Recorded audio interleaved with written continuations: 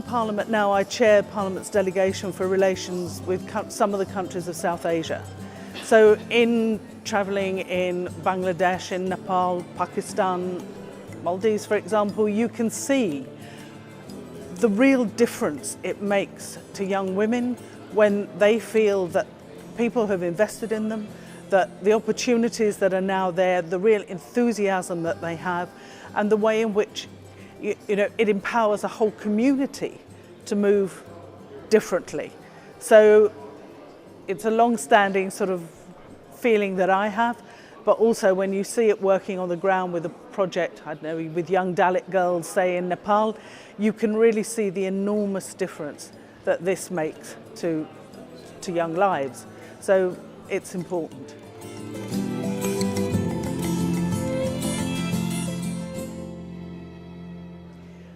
I think it's clear that there's a lot more that can be done to actually make sure that girls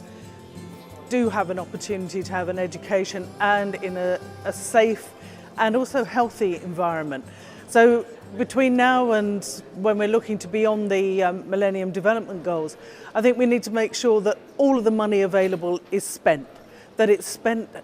in also some really sound infrastructure, even whether that's clean toilets so that girls feel that they can stay at school when they're menstruating or whatever. It also means, I think, that we need to put in a real push to try and make sure that governments actually take ownership and maybe of some of the programs which have been there and really integrate that into their planning. Because otherwise I think we have the risk of seeing some really good work maybe fading because there's no real support after 2015.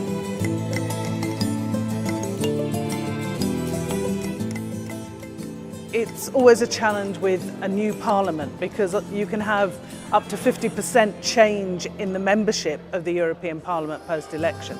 So one of the things I think we need to do before then is to think about what sort of institutional framework we have in the European Parliament to make sure that the work is carried forward. It's a discussion we're having at the moment within the framework of children's rights to how do we link that with a committee, do we link that with an all-party group? And also a lot will depend in the new Parliament, I think, from what the people who've been supporting the work in the Parliament this time can bring from civil society, because that's often the place where the real memory of the Parliament is held. So what happens in the run-up to the election, the promises that are garnered from potential new MEPs will be important, and then to be through the door fast once people are elected, to remind them about what it was they promised and what are they going to do with International Year of the Girl